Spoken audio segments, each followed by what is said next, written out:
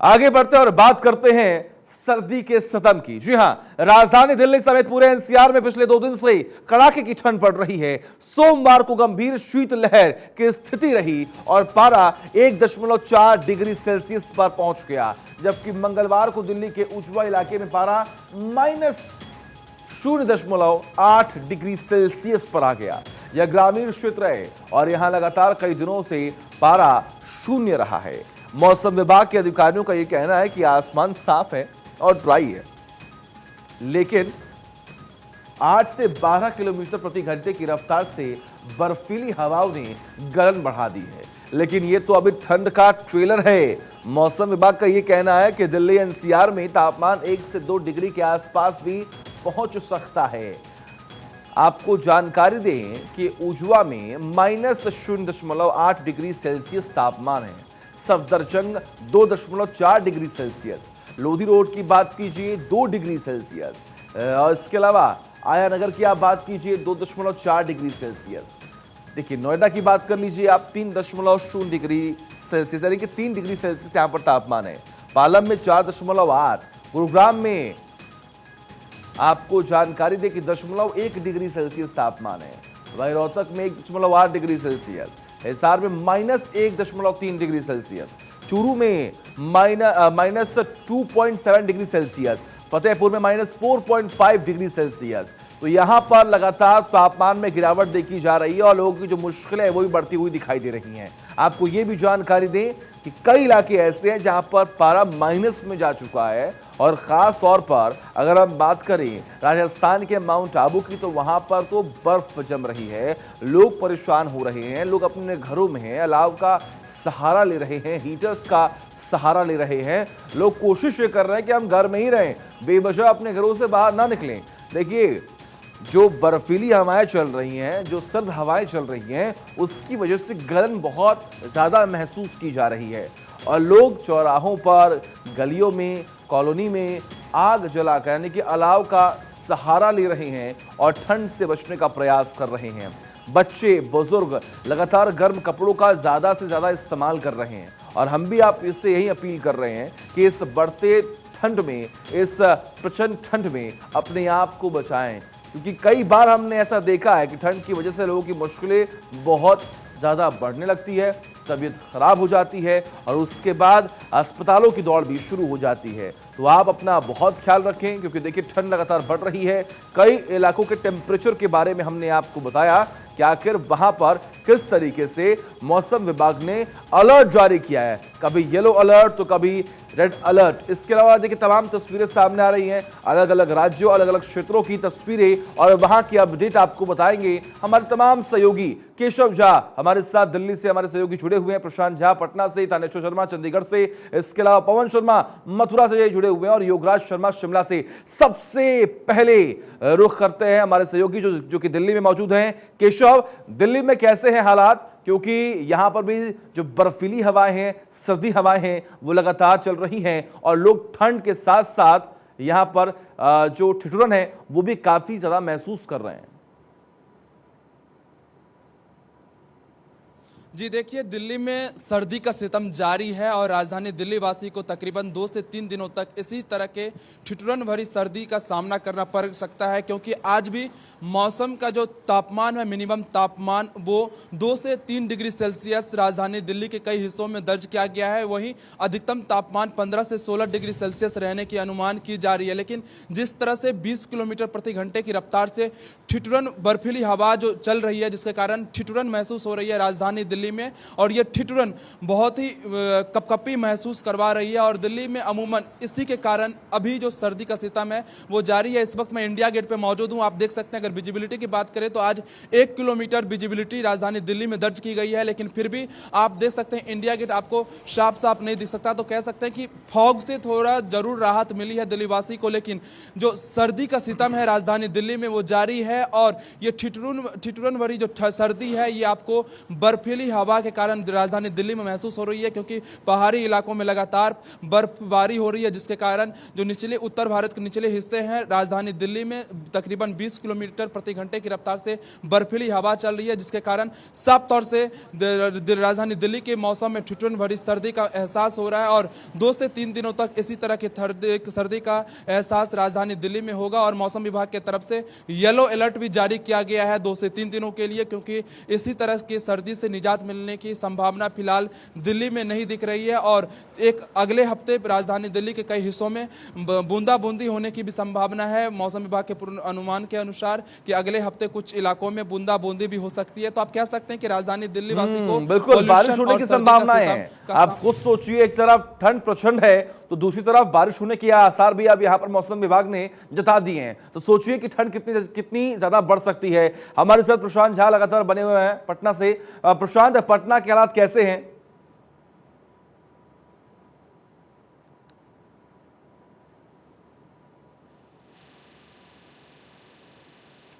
ठीक है प्रशांत जी, आपकी आवाज अब तक नहीं पहुंच रही है। थानेश्वर शर्मा हमारे साथ लगातार बने हुए चंडीगढ़ से। थानेश्वर, चंडीगढ़ के हालात कैसे हैं? मौसम को लेकर वहां पर अपडेट कैसा है? देखिए, चंडीगढ़ में इस समय बहुत कड़ाके की सर्दी पड़ रही है। अगर मैं कहूं कि सर्दी का सितम जारी है तो गलत नहीं होगा, लेकिन एक खुशी की बात यह है कि चंडीगढ़ वासियों को धुंध से राहत मिल गई है। धुंध से जहां एक तरफ राहत मिल गई है, वहीं मौसम भी एकदम साफ हो गया, एक्यू एकदम क्लियर हो गया, 142 के आसपास पहुंच गया है। तो 2 राहत तो उनको मिल गई है, लेकिन ठिठुरन से राहत नहीं मिल पा रही है। ठिठुरन इतनी ज़्यादा है कि इस समय जिस जगह मैं खड़ा हूँ, मैं आपको दिखाना चाहूँगा कि मौसम एकदम साफ है। दूर तक 1 किलोमीटर तक आपको विजिबिलिटी नजर आ रही है, लेकिन सर्दी बहुत ज़्यादा है। लोग एकदम पैक होकर घर से बाहर निकल रहे हैं। और साथ ही मौसम विभाग ने किसानों को चेतावनी दी है कि रात के समय अपने खेतों में पानी ना लगाएं, क्योंकि पाला पड़ना शुरू हो गया। पाला पड़ने से अगर रात के समय अगर आप खेतों में पानी लगाओगे तो आने वाले समय में पाला पड़ेगा, और पाला पड़ने से आपका जो झाड़ है, जिसे कहते हैं फसल है, वो बहुत कम होने की संभावना है। इसलिए रात में पानी ना लगाने की हिदायत दी है। दूसरी तरफ और खास तौर पर इस बार स्वास्थ्य विभाग ने भी युवाओं को भी कहा है कि अगर आपको कुछ ज़रूरी काम नहीं है तो घर से बाहर मत निकलिए, क्योंकि ठंड बहुत ज़्यादा पड़ रही है। कल ही चंडीगढ़ के एक डड्डू माजरा गांव पड़ता है, वहां पर एक व्यक्ति 33 साल का व्यक्ति जो जिम करता था, बॉडी बिल्डर था, घर खड़े खड़े ही उसे अचानक कार्डियक अटैक हो गया और हार्ट फेल होने से उसकी मौत हो गई। इसलिए डॉक्टरों ने सबको हिदायत दी है कि जब तक ज़रूरी काम ना हो, क्योंकि शिमला के बहुत नज़दीक पड़ता है, पहाड़ों के नज़दीक है चंडीगढ़, या सर्दी बहुत ज़्यादा पड़ रही है, इसलिए जब तक कोई ज़रूरी काम ना हो घर से बाहर ना निकले। खासतौर से बच्चों को भी कहा है कि क्योंकि इसीलिए छुट्टियाँ की गई हैं ताकि बच्चे घर में आराम से बैठकर काम कर सके और सर्दी से बचा जा सके। जी सचिन, बिल्कुल। और देखिए, यही अपील लगातार हम भी कर रहे हैं कि आप सभी सावधान रहें, सतर्क रहें। सरकार ने जो एडवाइजरी, जो राहत आपको दी है, उससे आप फॉलो करें। पवन शर्मा लगातार बने हुए हैं हमारे साथ मथुरा से। ब्रज की नगरी के हालात कैसे हैं पवन? जी बिल्कुल, मैं आपको बता दूं, पिछले 7 दिन से जो कड़ाके की ठंड पड़ रही थी, अब कहीं ना कहीं मथुरा वासियों को उससे राहत मिली है। दोपहर में जो सूरज निकलता है उससे जो गर्मी का जो माहौल है वो बन जाता है, लेकिन शाम होते होते जो गलन भरी ठंड है उसके बीच फिर ब्रजवासियों को ठंड का सामना करना पड़ता है।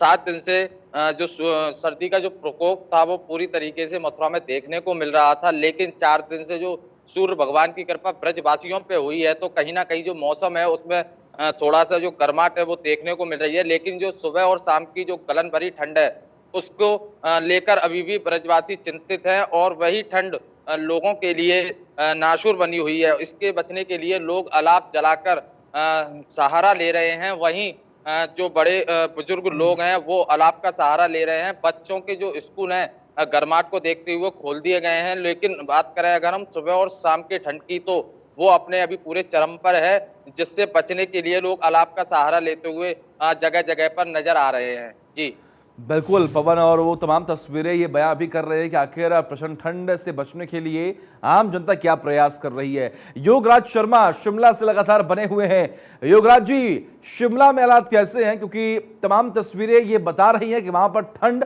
प्रचंड है। या बिल्कुल, हिमाचल प्रदेश में भी लगातार जो ठंड है वो बढ़ रही है, और पिछले दिनों जिस तरह से बर्फबारी हिमाचल प्रदेश के ऊंचाई वाले इलाकों में हुई है, उसके बाद से बर्फीली हवाएं हिमाचल प्रदेश में चल रही हैं, जिससे तमाम जो जिले हैं, चाहे शिमला हो या बिलासपुर हो या कांगड़ा हो या ऊना हो, वहां पर कड़ाकेदार जो है वो ठंड पड़ रही है। और आने वाले दिनों में भी फिलहाल ठंड से निजात मिलती हुई नजर नहीं आ रही है, क्योंकि आज रात से हिमाचल प्रदेश में फिर से जो मौसम है वो बदलेगा और 19 और 20 यानी कल और परसों जो है हल्की बर्फबारी की संभावना जो है ऊंचाई वाले इलाकों में दर्ज की गई है। इसके बाद फिर से एक जो वेस्टर्न डिस्टर्बेंस है वो पहुंचेगी और 22 से 25 दिसंबर तक हिमाचल प्रदेश में भारी बर्फबारी की भी आशंका मौसम विभाग की तरफ से जताई गई है और जिस वजह से जो लगातार जो ठंड है वो बढ़ेगी। और अगर मैं न्यूनतम तापमान की बात करूं, जो पिछले कल जो है दर्ज किया गया है वो केलांग का जो है -11 डिग्री जो है वो दर्ज किया गया है। इसके अलावा जो शिमला के आसपास के इलाके हैं, कुफरी, नारकंडा, वहां पर भी 0 से नीचे जो है वो टेम्परेचर चल रहा है। मनाली में भी -2 डिग्री जो है वो टेम्परेचर चल रहा है।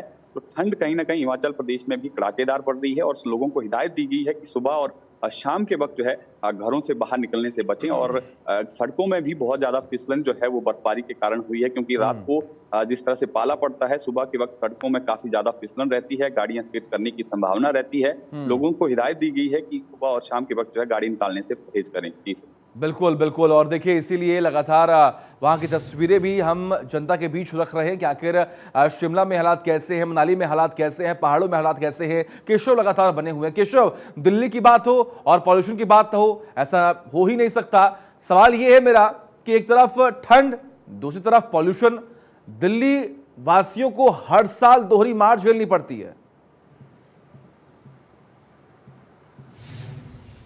जी सचिन, राजधानी दिल्ली में सर्दी के सितम के साथ पॉल्यूशन का लेवल भी लगातार खतरनाक स्तर पे लगातार बना हुआ है। आज भी अगर एक्वाई की बात करें तो ओवरऑल पूरी दिल्ली में जो एक्वाई लेवल है वो 300 से ज़्यादा बनी हुई है, जो कि बहुत ही खराब श्रेणी में मानी जा रही है। और लगातार दिल्ली सरकार की तरफ से कहा जा रहा है कि प्रयास किया जा रहा है दिल्ली की हवा को साफ सुथरी करने की, लेकिन अभी तक राजधानी दिल्ली वासी को साफ सुथरी हवा में सांस लेने को नहीं मिला है। और आज भी जो एक्वाई का लेवल है वो ओवरऑल पूरी दिल्ली में 300 से ज्यादा बनी हुई है। तो एक तरफ जहां बर्फीली हवा के कारण राजधानी दिल्ली में ठिठुरन महसूस हो रही है, तो वहीं सांस लेने में भी तकलीफ हो रही है, क्योंकि लगातार जो राजधानी दिल्ली का एक्वाई लेवल है वो बहुत ही खराब श्रेणी में बना हुआ है।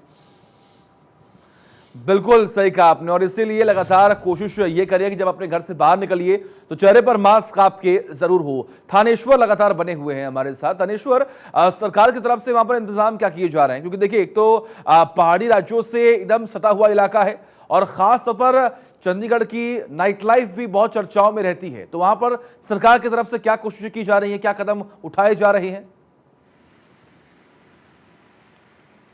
देखिए, सरकार की तरफ से जो बेघर लोग हैं उनके लिए नाइट शेल्टर बनाए गए हैं, जगह जगह नाइट शेल्टर बने हुए हैं। और सरकार प्रशासनिक अधिकारी समय समय पर उन नाइट शेल्टर का मुआयना भी करते रहते हैं कि वहाँ किसी तरह की लोगों को परेशानी ना हो। साथ ही वहाँ पर एक डॉक्टर की फर्स्ट एड की सारी दवाइयाँ उपलब्ध हैं। अगर किसी को खांसी जुकाम या फर्स्ट एड संबंधित किसी तरह की परेशानी होती है तो उन्हें तुरंत उसका इलाज किया जा सके। और चूंकि यहाँ पर बहुत ज़्यादा बाहर से लोग आते हैं काम रोजगार की तलाश में, और रोजगार की तलाश में आने के साथ साथ यहाँ पर आस पड़ोस पंजाब, माफ कीजिएगा, आपको रोक रहा हूँ, माफ कीजिएगा। आप सभी का बहुत बहुत शुक्रिया तमाम जानकारी हम तक पहुंचाने के लिए और ये बताने के लिए कि जहां पर आप मौजूद हैं वहां पर ठंड के हालात कैसे हैं।